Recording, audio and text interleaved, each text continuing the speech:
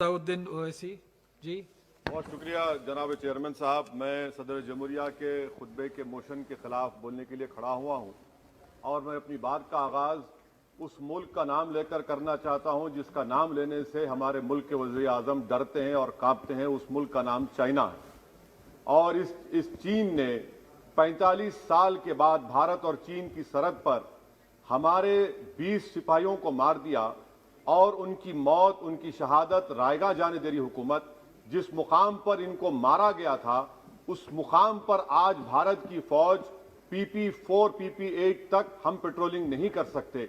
आज अरुणाचल प्रदेश में चीन, भारत के LAC में चीन ने गांव को बसा दिया। ये सरकार चीन से लफ्जी तौर पर इस बात का एहतजाज करने की ताकत नहीं रख सकती कि आपने भारत के LAC के अंदर एक गांव को बना दिया। नकुला सिकम में चीन घुस रहा है। आखिर क्या डर है उस हुकूमत को और खास तौर से वजीर आजम को कि वो चीन का नाम लेने से डरते हैं? भाई, मुल्क की सलामियत का मसला है। मुल्क की जमीन पर चीन कब्जा करते जा रहा है और भारत के वजीर आजम चीन का नाम नहीं लेते। मैं उम्मीद करता हूं कि जब वजीर आजम अपना रिप्लाई देंगे तो वो हिम्मत दिखाएंगे और चीन का नाम लेकर कहेंगे कि चीन यहां पर इन जगहों पर घुसा हुआ है। सर, चीन आज भी अपना इंफ्रास्ट्रक्चर बढ़ा रहा है, वहां पर फौज को बढ़ा रहा है। मैं सरकार से जानना चाहता हूं कि जब बर्फ पिघल जाएगी दोबारा चीन हमला करेगा भारत की फौज पर, तो आप इसके लिए क्या तैयारी कर रहे हैं? और सर, मैं ये तकरीर इसलिए भी कर रहा हूं क्योंकि मैं एक आंदोलन जीवी हूं। मैं एक आंदोलन जीवी हूं, मुझे उसका फख्र है, इसलिए मैं खुल के बोल रहा हूं। अल्फाज छाप कर, किसी से डर कर बोलना मेरी फितरत में नहीं है। अफसोस तो इस बात का होता है सर कि जिस जगह पर हमको इंफ्रास्ट्रक्चर बनाना था हमने टिकरी पर बना दिया। जिस जगह पर हमको वो इंफ्रास्ट्रक्चर बनाना था हमने सिंगूर में बना दिया। जो इंफ्रास्ट्रक्चर की जरूरत थी हमने गाजीपुर पर बना दिया, अरुणाचल प्रदेश में नहीं बनाया। आखिर हो क्या रहा है? क्या किसान से जो बर्ताव किया जा रहा है वो ऐसा लग रहा है कि वो चीन की फौज बनी हुई है और जो चीन की फौज से बर्ताव किया जाना था आप किसानों से कर रहे हैं? तो मैं इस हुकूमत से जानना चाहता हूं कि इंफ्रास्ट्रक्चर और ये किसानों से क्यों जुल्म किया जा रहा है? सर, यहां पर ये तीनों कानून को लेना पड़ेगा वापिस आपको, आपकी अना को थोड़ा मिटाना पड़ेगा और तीनों कानून को वापस लेना पड़ेगा। सर, यहां पर मेरे को साहिर लुधियानवी का एक शेर याद आ रहा है। मैं साहिर लुधियानवी के साथ माजरत के साथ उस शेर में तरमीम करके कहना चाहूंगा कि जो मौजूदा हालात पर के साहिर लुधियानवी का शेर को थोड़ा तब्दील करके कि चीन पर करम, किसानों पर सितम, रहने दे थोड़ा सा भरम, ऐ जाने वफा ये जुल्म ना कर। ये साहिर लुधियानवी ने कहा था। हाँ, आपसे पूछ के करेंगे क्या? आप तो टुट्टे शायर हैं, ना शायरी आती आपको, ना जौक है, ना कुछ है, बोले जाते हैं क्या क्या बोलते हैं आपको ही मालूम। बहरहाल सर, ये जो किसानों का कानून है इसमें क्या काला है? काला इसमें यह है कि इस हाउस को एग्रीकल्चर स्टेट सब्जेक्ट है और कहां लिखा है संविधान में? एंट्री 14, एंट्री 28, शेड्यूल 7 में।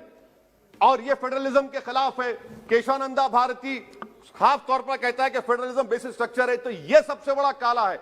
और सर, ये पूरा किसानों के एजिटेशन से क्या बात मालूम हुई कि सरकार को इस लोकसभा की अजमत, इसकी खूबसूरती की कोई इनके पास हैसियत नहीं है। सरकार इस ऐवान से डरती नहीं है। सरकार किससे डरती है? जब लोग रोड पर निकल कर आते हैं तो मोदी जी की नींद हराम हो जाती है। तो वही आप पैगाम दे रहे हैं कि लोग रोड पर निकले तो सरकार कहती है कि हम 1.5 साल तक कानून को मुलतवी कर देंगे। अरे आप कैसा बोलते? क्या इस ऐवान की तौहीन नहीं है? क्या आप यहां पर कानून अपनी ताकत की बुनियाद पर बनाते हैं और इस लोकसभा की अजमत को निस्तनाबूद कर देते हैं? तो ये बात आपने पैगाम दी कि जब लोग रोड पर निकल कर आते आप डरते हैं। आप बनाओ CAA के रूल्स, इंशाअल्लाह हम दोबारा रोड पे निकलेंगे, पूरे भारत में उसके खिलाफ एहतजाज होगा। सर, तीसरी बात, सबका साथ, सबका विकास, सबका विश्वास, ये भी झूठ है। क्यों झूठ है? बाबरी मस्जिद के डेमोलिशन का केस आता है, जजमेंट आता है और केस में कहा जाता है कि किसी ने नहीं तोड़ा। अगर सरकार उस जजमेंट के खिलाफ अपील क्यों नहीं करती? एक क्रिमिनल एक्ट सुप्रीम कोर्ट ने कहा डेमोलिशन ऑफ बाबरी मस्जिद को। आप हुकूमत में हैं, आप अपील इसलिए नहीं कर रहे क्योंकि आप अपने लोगों को पैगाम देना चाहते हैं। क्या पैगाम देना चाहते हैं? कि बेटा काशी मथुरा में भी तोड़ दो, हम तुम्हारे साथ हैं। अपील नहीं करना चाहते बाबरी मस्जिद डेमोलिशन केस को। क्या आप इंसाफ पसंद नहीं है? क्या आप मजलूम के साथ नहीं खड़े रहना चाहते? क्या आप जालिमों को जेल में नहीं भिजाना चाहते जिन्होंने 6 दिसंबर को बाबरी मस्जिद को शहीद किया? आपकी खामोशी इस बात का इकरार है कि आप तशद्दुद पसंद है।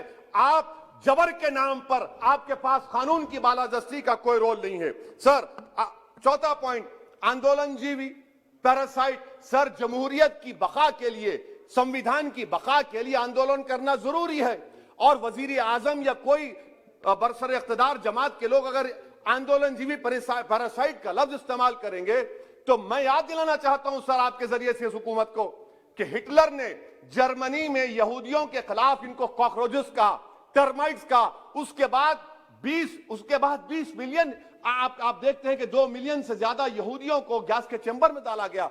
इस तरह के अल्फाज इस्तेमाल करने से क्या आप भारत में वही जर्मनी की तारीख को दोहराना चाहते हैं? और सर आप सुन लीजिए। जी सर, थोड़ा बहुत क्या सर बोलते समय में। हाँ सर, जी सर, आप आगे ना सर, आप प्रोटेक्शन है मुझे, अब तो कोई फिक्र की बात नहीं, और खुल के बोल सकते सर। आप आ गए सर, स्पीकर आ गए सर, अब तो क्या है सर, आप हमारे लिए हैं। सर, यहां पर आंदोलनजीवी आंदोलन नहीं करना। अरे किसी शायर ने अच्छा कहा था कि जिसमें ना हो इनकलाब, मौत है वो जिंदगी, रूह है वम की हयात, कश्मकश है इनकलाब। सर, अब फॉरेन पॉलिसी पे आ जाइए। किसी इना मीना डीका ने ट्वीट किया, आपने परेशान हो गए। इना मीना डीका ने ट्वीट किया, आप खड़े हो गए। अरे कौन सी फॉरेन पॉलिसी है आपकी? भारत के अतराफ में जितने पड़ोसी हैं, चीन हमला किया, कौन सा एक पड़ोसी है जो चीन के खिलाफ बोलता है? बताइए। कोई नहीं बोलता, मुंह नहीं खोलता। श्रीलंका में आप पोर्ट बना रहे हैं, किसके साथ? जापान के साथ। किसको काम मिल रहा था? आपके नूरे नजर को, आपके नूरे नजर को, आपके चहीते नूरे नजर को। श्रीलंका ने कहा हम भारत को नहीं बनाने देंगे टर्मिनल पोर्ट यहां पर। आप बताइए फॉरेन पॉलिसी। सर, नेपाल का वजीर आजम कहता है कि भारत से ताल्लुकात उस वक्त तक बहाल नहीं होंगे जब तक कि भारत नेपाल की जमीन वापस नहीं करता। कहां सो रहे हैं सर आप? पड़ोस में कोई हमारा दोस्त नहीं है। चीन बांग्लादेश से कोविड की बात करता है, अफगानिस्तान से अमेरिका छोड़कर जा रहा है। क्या आपके पास कोई पॉलिसी है गनी हुकूमत को सपोर्ट करने की? आपके पास कोई पॉलिसी नहीं है। अच्छा सर, एफडीआई का मतलब अब समझाता हूं मैं। एफडीआई का मतलब यह है कि 5 फरवरी को ब्रैड शर्मन जो अमेरिका के रिप्रेजेंटेटिव, उनके पास भारत के अमेरिका के सफीर गए, तो ब्रैड शर्मन ने ट्वीट कर कहा कि भारत सरकार को इंटरनेट खोलना चाहिए, भारत सरकार को पीसफुल प्रोटेस्ट करना चाहिए। कौन होता है ब्रैड शर्मन जो भारत को सिखाए? ये एफडीआई है। और भारत सरकार का डिप्लोमेट, एम्बेसडर बैठकर उनका लेक्चर सुनता है, और उसके बाद क्या होता? 3 दिन के बाद आप कश्मीर में इंटरनेट खोल देते हैं। ये आप एफडीआई कर रहे हैं, हम नहीं कर रहे हैं। अच्छा, बात कश्मीर की आई। कौन है इम्तियाज, कौन है अबरार, कौन है इब्रार? इनको शोपियान में एनकाउंटर पर मार दिया गया, प्रूव हो गया। और ब्रिगेडियर आरा सेक्टर का जिसने इनको टेररिस्ट कहकर मारा, उसको अवार्ड देते हैं आप। सर, इन मरने वाले कश्मीरियों के लिए कौन रोएगा? क्या वजीर आजम रोएंगे?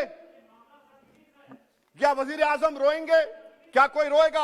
अच्छा सर, एक और बात सर, एक और बात। हाँ, एक और बात आई कि शादी के घर में गुस्सा होता है। अरे कौन सी शादी की बारात है कि 18 लाख करोड़ टैक्स मिलता है और 36 लाख करोड़ ये सरकार खर्चती है? क्या शादी कर रहे हैं आप? वाह वाह, माने वाकई में आपकी इकोनॉमिक पॉलिसी को सलाम कि 18 लाख करोड़ टैक्स में मिलते हैं, 36 लाख आप लोग शादी में खर्चते हैं। मुबारक हो आपको, बड़ी शानदार घर है ये शादी का। अच्छा सर, दिल्ली का लॉ एंड ऑर्डर, 1 साल में 3 बड़े दंगे हो गए। एडवोकेट्स पुलिस, उसके बाद CAA का राइट हुए 50 से ज्यादा, उसमें लोग मारे गए। 20 से ज्यादा मसाजिद को नुकसान जला दिया गया। 26 जनवरी। सर, क्या ये सरकार जिम्मेदार नहीं है? 2 मिनट सर, क्या ये सरकार जिम्मेदार नहीं है? आपकी सरकार है, आपका होम मिनिस्टर, आप रोक नहीं पा रहे। आपकी कमजोरी और आपकी नादानी की वजह से, आप में दूरअंदेशी नहीं है, आप उसको अलाउ कर रहे हैं। और फैजान के कातिल कौन है?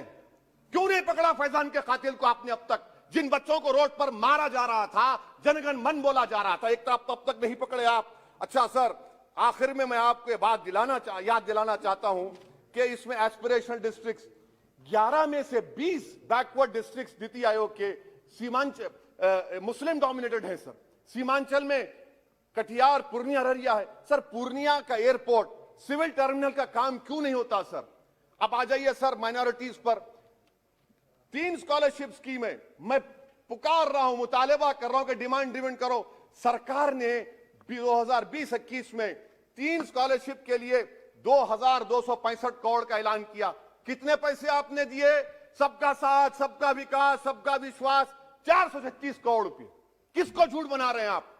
पढ़िए आप लोग। अच्छा सर, उसके बाद आप देखिए कि कितने लोगों को कितने माइनॉरिटी स्कॉलरशिप नहीं मिली।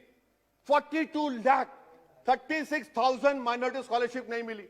और सबसे ज्यादा इलिटरेसी मुसलमानों की है, लेडीज की है। आप बोलते नहीं है। इसीलिए सर मैं आखिर में आपके जरिए से हुकूमत से अपील कर रहा हूं कि आंदोलन होगा, नाइंसाफी के खिलाफ आवाज उठेगी, संविधान को बचाया जाएगा। नरेंद्र मोदी भारत के वजीर आजम है, दिल्ली सल्तनत के बादशाह या जहांपनाह नहीं है। जिल्ले-लाही का दौर खत्म हो चुका है, जहांपनाह का दौर खत्म हो चुका है। मोदी की आंखों में आंखें डालकर उनकी गलतियों को बोला जाएगा। इसलिए शायर ने कहा था कि जो चुप रहेगी ज़बान खंजर, लहू पुकारेगा आस्ती का। बहुत बहुत शुक्रिया सर।